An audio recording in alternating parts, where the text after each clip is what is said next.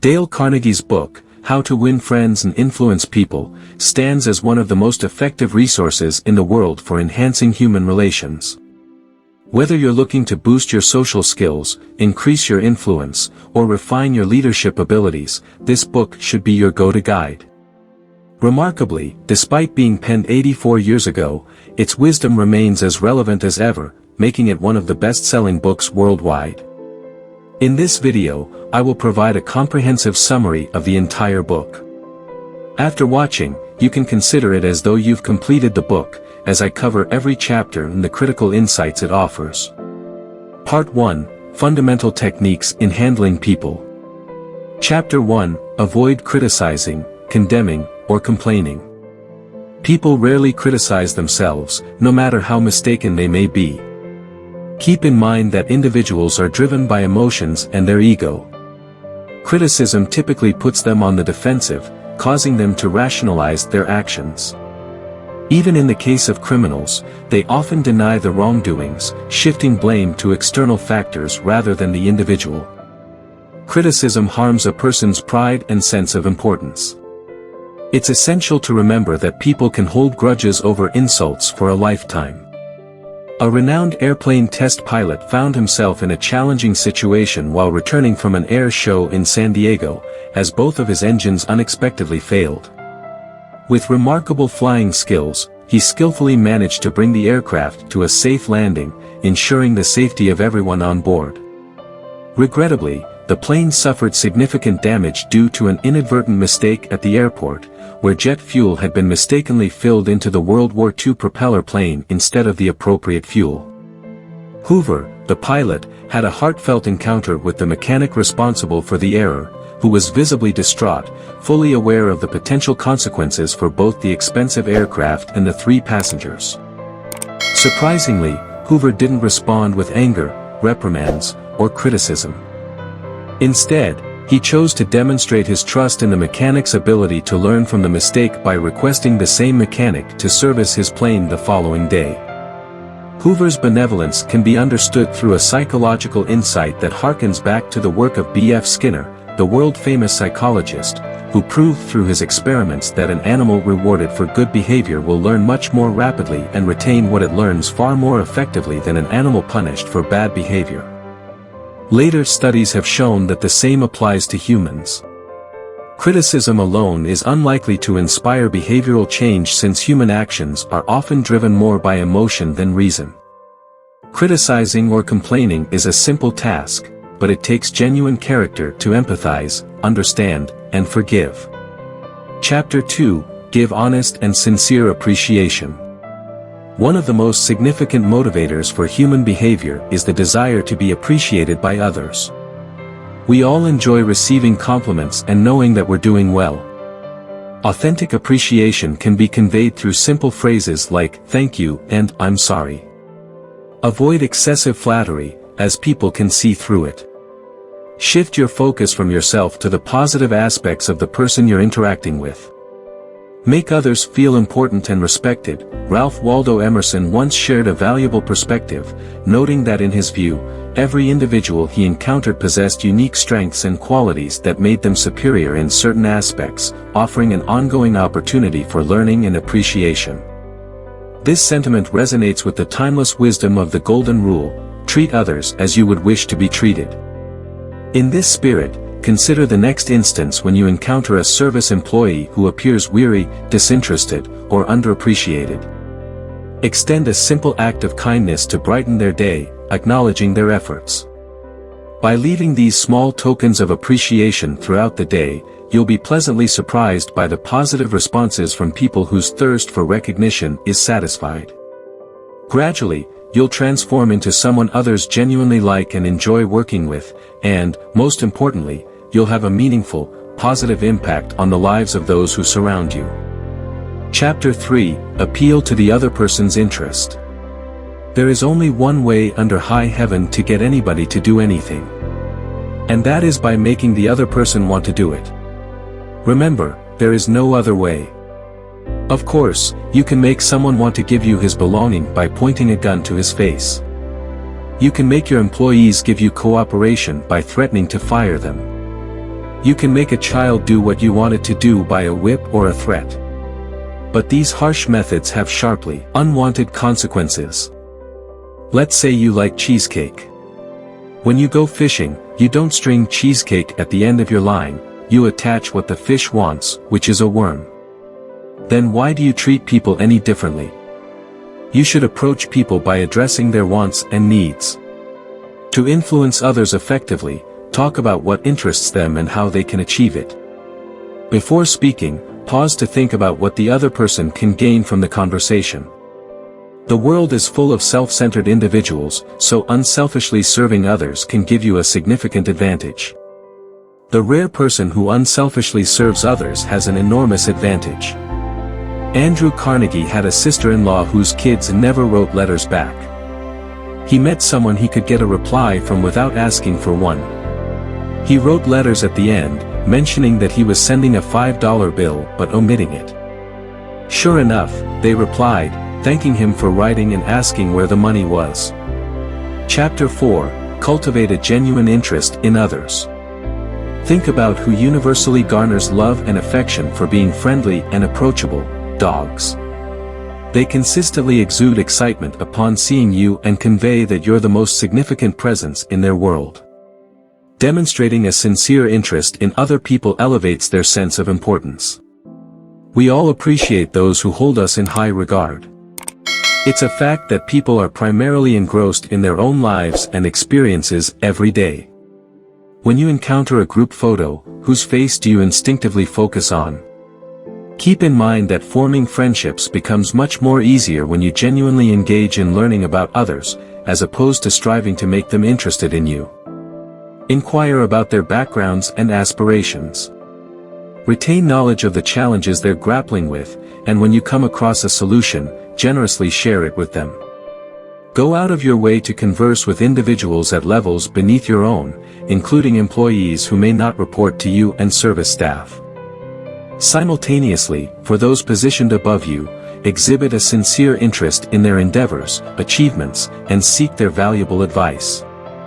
By doing so, you empower them to feel significant when imparting the secrets of their success. Chapter 5, Wear a Smile. A smile communicates a powerful message: I appreciate you, you bring joy to my life, and I'm genuinely delighted to see you.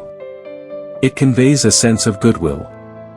An anecdote from the past illustrates the transformative potential of a smile. William B. Steinhardt, a New York stockbroker, once known as a notorious grouch who seldom smiled in his personal and professional interactions, decided to embrace a new approach based on the author's counsel. His experiment entailed merely smiling more. This endeavor began with a self-pep talk in front of the mirror, and it continued by sharing smiles with his wife, the doorman of his building, the subway booth cashier, traders on the trading floor, and his colleagues at the office. Remarkably, the outcome was the reciprocation of smiles from those around him. At home, Steinhardt reported experiencing more happiness in the first 2 months of this experiment than in the entire preceding year. Furthermore, he noticed that addressing complaints and grievances at work became notably more manageable, leading to increased revenue. In essence, he became a wealthier and happier individual. This story underscores the profound impact of a smile. When someone we've just met greets us with a smile, we instinctively develop a positive disposition toward them. Much like the immediate warmth and delight evoked by a baby's smile or a dog wagging its tail in sheer joy upon seeing us, showing your happiness to meet someone can effortlessly make you more likable. As they perceive your genuine delight in their presence, they can't help but reciprocate with their own happiness. Chapter 6, Understand the Power of a Person's Name. A person's name holds a special significance. It is their identity, setting them apart from all others. In the past, I used to disregard this principle, often forgetting people's names just seconds after hearing them. Then, when I needed their name, I'd offer excuses like, "I'm terrible with names. Could you please remind me of your name?" However, after reading the book, I realized my mistake. Remembering and using someone's name demonstrates that you genuinely listened and cared during your conversation. It breaks down barriers and creates a closer connection with others. Nowadays, when I meet someone, I pay close attention when they share their name. Instead of a generic, "Nice to meet you," I say, "Nice to meet you, Tom," for instance. This not only helps me remember the name but also fosters a deeper connection with the person. So, the next time you interact with someone, try addressing them by their name, like saying, "Hi, Tom, how are you today?" You'll be surprised by the difference it makes. Using a person's name is a subtle yet appreciated compliment, while forgetting or mispronouncing it can be detrimental, suggesting you don't care enough to get it right. Keep in mind that people attach great importance to their names. They even invest money in leaving a legacy through building namesakes or dedicating parks. In the business world, not remembering the names of crucial clients signals a lack of concern for a significant portion of your business.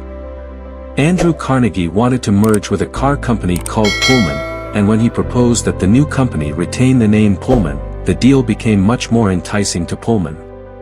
If you struggle to remember names, be diligent in catching the name the first time it's mentioned in a conversation, and don't hesitate to ask for clarification or repetition. Repeating the name multiple times during the conversation and forming a mental connection afterward can further enhance your recall. Chapter 7. Be an attentive listener. Encourage others to share their experiences and stories. A person's life is the most vital subject for them, and their personal challenges and achievements hold great significance. Allowing someone to talk makes them feel valued and appreciated.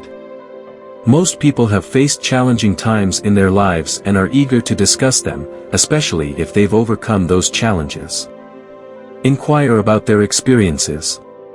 Even better, combine this principle with the previous one, which involves offering sincere appreciation and praise. Convey your genuine interest in their stories, emphasizing how fascinating they are, and express your admiration for their knowledge or experiences. Chapter 8. Engage in conversations aligned with the other person's interests. Instead of insisting on discussing topics of your own interest, cater your conversations to what the other person cares about. People are naturally more enthusiastic about subjects that resonate with their passions and concerns.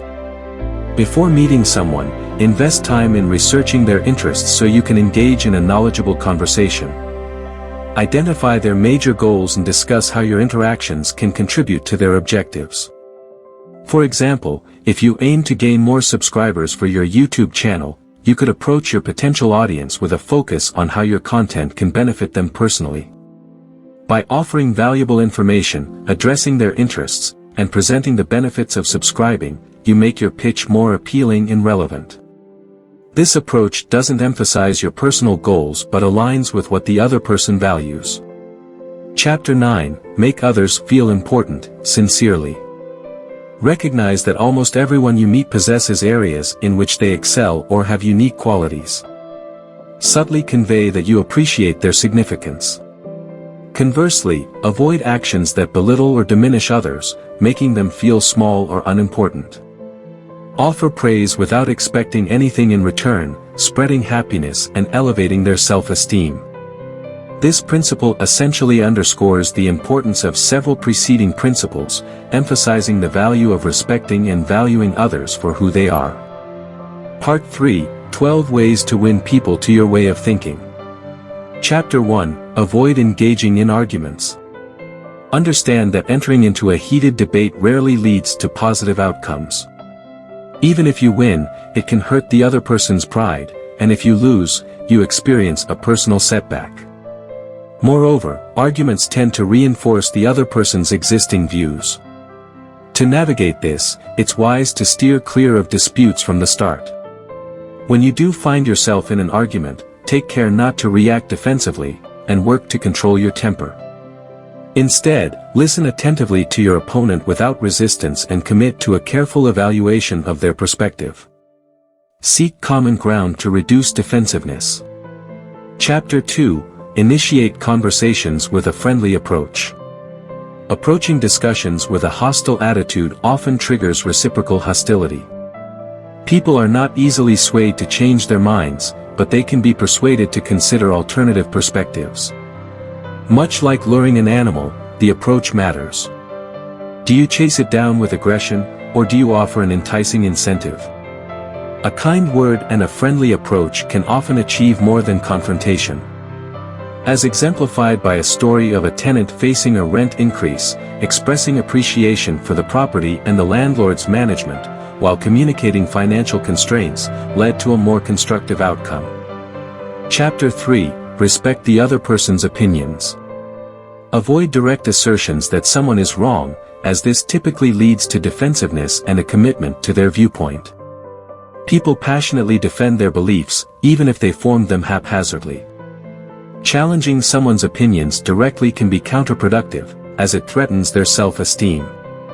Instead, recognize their perspective and offer a respectful acknowledgement of their feelings. Chapter 4. Acknowledge your mistakes before criticizing others. Initiate conversations about your own shortcomings before addressing the mistakes of others. This approach not only demonstrates understanding of their point of view but also avoids conveying superiority. By sharing your own errors, you build a bridge to facilitate more constructive discussions. Starting with your own mistakes helps promote a sense of humility and empathy. Chapter 5. Use questions instead of direct orders. People tend to resist direct orders and being told what to do. By posing questions that guide them toward the desired outcome, you empower them to feel a sense of choice and cooperation. Questions can lead to a more favorable response compared to issuing orders. Chapter 6. Allow others to save face. Refrain from causing others to lose face, which can lead to humiliation and resentment. Find ways to enable them to maintain their dignity and self-respect, even when they are mistaken. Chapter 7. Praise every improvement. Positive reinforcement and encouragement for desirable behaviors and improvements are highly effective. Recognize the efforts and advancements made by others, fostering a motivating and appreciative environment. Chapter 8. Offer a reputation to uphold. Encourage individuals by presenting them with a positive reputation to uphold. By inspiring trust and approving of their actions, you motivate them to align with the expectation you've set. Chapter 9. Use encouragement. Ensure that the correction of faults is achievable and constructive. Show appreciation for progress and offer encouragement for further improvement. Chapter 10. Make others enthusiastic about your suggestions. Present your ideas in a manner that highlights the benefits and advantages for the other person. Appeal to their self-interest and convey how your proposal aligns with their desires and goals. Chapter 11. Be a leader by focusing on the person's interests. Understand that people are naturally more enthusiastic about topics and ideas that resonate with their passions and concerns. Research their interests before meeting them, and tailor your conversations to align with what matters to them. Identify their major goals and discuss how your interactions can contribute to their objectives. Chapter 12. Make others feel important, sincerely. Recognize that almost everyone you meet possesses areas in which they excel or have unique qualities. Subtly convey that you appreciate their significance. Conversely, avoid actions that belittle or diminish others, making them feel small or unimportant. Offer praise without expecting anything in return, spreading happiness and elevating their self-esteem. This principle essentially underscores the importance of several preceding principles, emphasizing the value of respecting and valuing others for who they are. Part 5. Be a leader: How to change people without giving offense or arousing resentment. Chapter 1. You can't win an argument. Recognize that admitting your own mistakes and conceding a debate can be more beneficial than trying to win at all costs. Winning an argument can lead to resentment and damaged relationships. Instead, focus on maintaining healthy interactions and promoting understanding. Chapter 2. Initiate conversations with kindness and encouragement. Starting discussions on a positive note and with friendly intentions can set the tone for productive conversations. Avoiding hostility and animosity can pave the way for more effective communication. Chapter 3. Encourage the other person to share their perspective. Allow the other person to express their thoughts and feelings, and guide them toward your point of view through thoughtful questions. When they feel their perspective is valued, they are more likely to consider alternative viewpoints. Chapter 4. Create a safe space for handling complaints. Let people voice their grievances and concerns without judgment. By providing a platform for them to share their frustrations, you can help them release tension and become more open to constructive solutions. Chapter 5. Positively challenge others. Encourage individuals to improve by presenting challenges that inspire them to exceed their own expectations. People often rise to meet challenges and prove their capabilities when motivated and inspired. These chapters offer timeless insights into effective communication and leadership, emphasizing the importance of understanding, empathy, and respect in our interactions with others.